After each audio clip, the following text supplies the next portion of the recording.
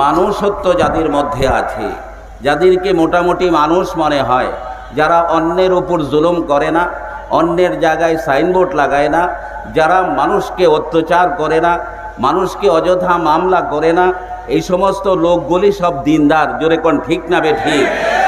এদের মধ্যে হিংস্রতা নাই, এদের মধ্যে জানোয়ারের স্বভাব নাই। কারণ ইসলাম যার মধ্যে ঢুকেছে সেই মানুষ হতেই হবে। জোরে কোন ঠিক না বে ঠিক?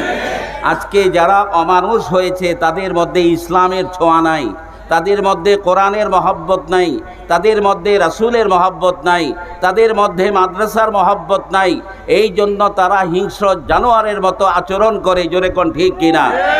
আমাদের দেশের তথাকথিত অনেক মুসলমান, নাম মুসলমান, কিন্তু দাড়ি দেখতে পারে না, আছে না নাই?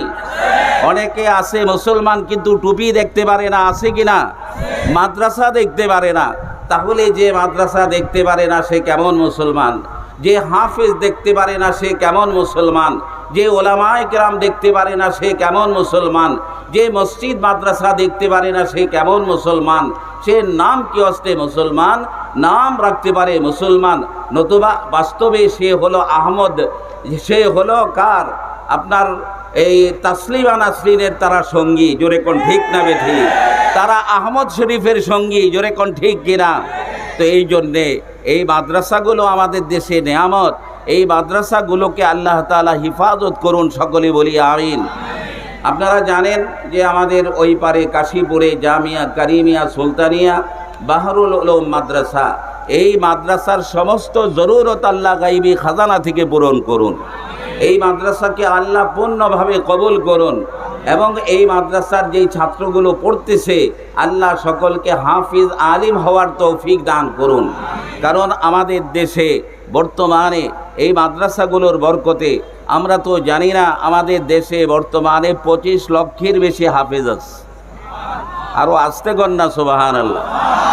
আমাদের দেশে 25 লক্ষের বেশি হাফেজ আছে। মারহাবা বলেন। আমাদের দেশে লক্ষ লক্ষ উলামায়ে কেরাম আছে, আলহামদুলিল্লাহ।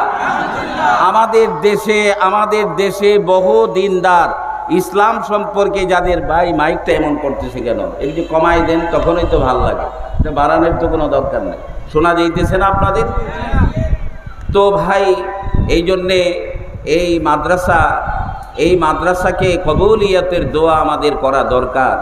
এই মাদ্রাসা থেকে যে সমস্ত ছেলেরা আস্তে আস্তে হাফেজ হবে, সে নিজে হাফেজ হয়ে আমল করতে পারলে সে শুধু একা জান্নাতে যাবে না, 10 জনকে জান্নাতে নিয়ে যাবে।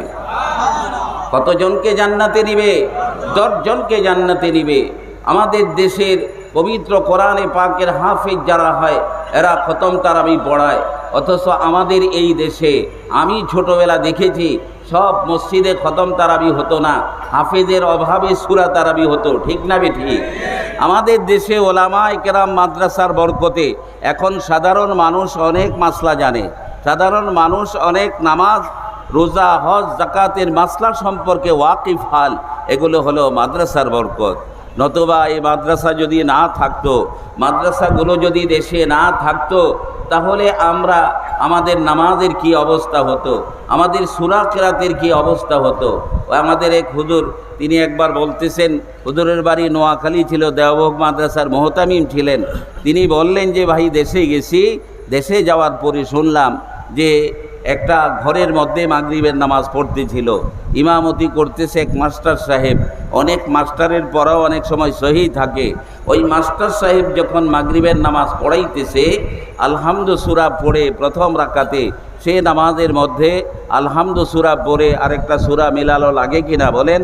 আরেকটা সূরা তো পড়তে হয়। তো সে পড়তেছে কুল হুয়াল্লাহুস সামাদ আল্লাহু আহাদ। শুদ্ধ হইছে?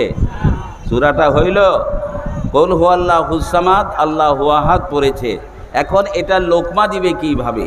এইভাবে শুদ্ধভাবে পড়ে দিলেই তো হয়ে যেত, কিন্তু পিছন থেকে একজন সে লোকমা দিতেছে ওহ অয়ন। আমার কথা বুঝতেছেন? ওহ অয়ন, এই যে অবস্থা, লোকমার মধ্যে যে সে শুদ্ধভাবে দিতে পারল না, এটা ইলমের অভাব ছিল, এটা মাসলা জানার অভাব ছিল। এই জন্য আমাদের অত্যন্ত জরুরি হচ্ছে মাদ্রাসা হলে আস্তে আস্তে অনেক ওলামা ইকরাম হবে, আমাদের সন্তানেরা আলেম হবে, আমাদের সন্তানেরা আলেম হয়ে বাবা মার জন্য জান্নাতের সুপারিশ করবে।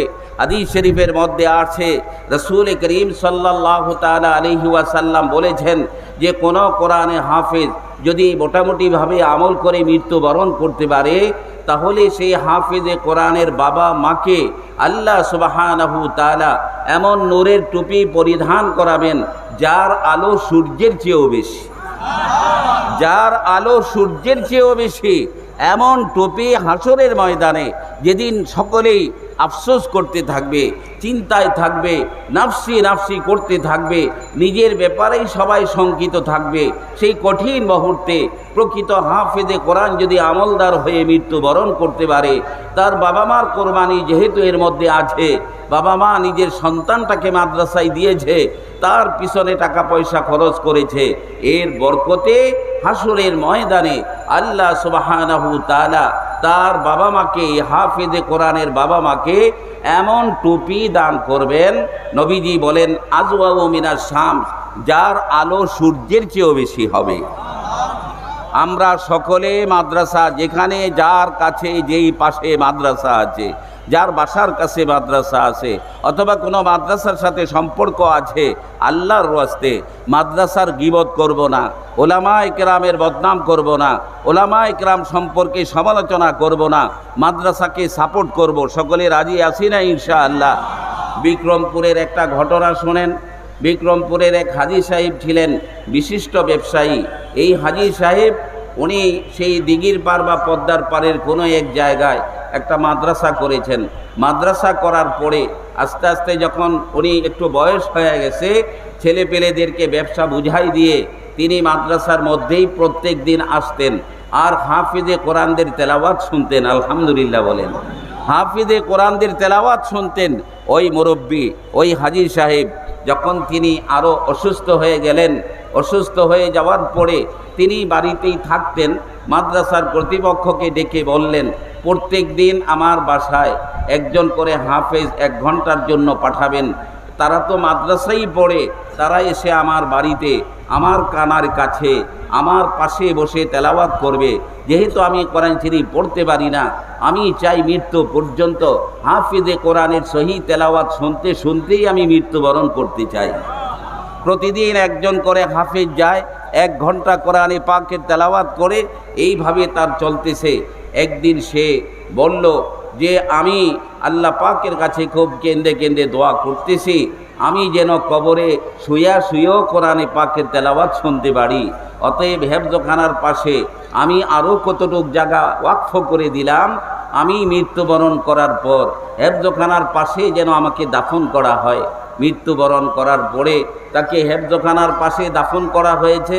কিছুদিন পরে পদ্মায় যখন নদী ভাঙছে, কিছুদিন পরে তখন এই মাদ্রাসার কাছাকাছি চলে আসছে। এইভাবে যেতে যেতে প্রায় 25 বছর পরে এই মাদ্রাসার জায়গাও ভাঙ্গা শুরু হয়েছে। আর ওই যে হাজী সাহেবের যে কবর দেওয়া হয়েছে, তার কবরটাও ভাঙতে আরম্ভ হয়েছে। অন্য জায়গায় মাদ্রাসার ঘর দুয়ার নিতেছে। এমন সময় হঠাৎ দেখে হাজী সাহেবের লাশটা বের হয়েছে। 25 বছর আগে তাকে পদ্মার পাড়ে মাদ্রাসার হিফজখানার পাশে তাকে যে দাফন করা হয়েছে, এই কবর থেকে লাশটা ঠিক এমনই বের হয়েছে। এখনো পর্যন্ত কাফনের কাপড় নতুন, এখনো পর্যন্ত তার দেহটা পুরা তাজা। সুবহানাল্লাহ। তখন তাকে আবার দূরে মাদ্রাসা যে নিয়েছে, সেখানে নিয়ে তাকে দাফন করা হয়েছে। তো সে চেয়েছিল যেন আমি মৃত্যুর পরে কবরে শুয়েও কোরআনে পাকের তেলাওয়াত শুনতে পারি। এই জন্যেই হয়তো আল্লাহ তাকে এমনভাবে কবুল করেছে। আমি একবার নোয়াখালী এক মাদ্রাসায় গেলাম, যাওয়ার পরে শেষ রাত্রে দেখি মাদ্রাসা থেকে মসজিদের একটা রাস্তা, একটা মুরব্বী সেই রাস্তাটাকে ঝাড়ু দিতেছে। তো আমি একজন হুজুরকে বললাম, বুড়া মানুষ শীতের রাত্রিতে মাদ্রাসার এই রাস্তা ঝাড়ু দিতেছে। তখন সে বলতেছে, হুজুর আমরা তাকে না করেছি যে আমাদের ছাত্ররাই ঝাড়ু দিবে, কিন্তু সে মানে না।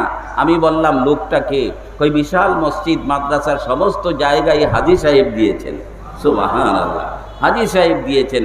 তিনি বলেন যে এই মাদ্রাসার ঘর থেকে মসজিদে যে তালিবি ইলিমরা যায়, আমি চাই এদের রাস্তাটাকে ঝাড়ু দিতে, যাতে আল্লাহ পাক আমার কলবের গুনাহগুলি ঝাড়ু দিয়ে পরিষ্কার করে দেন।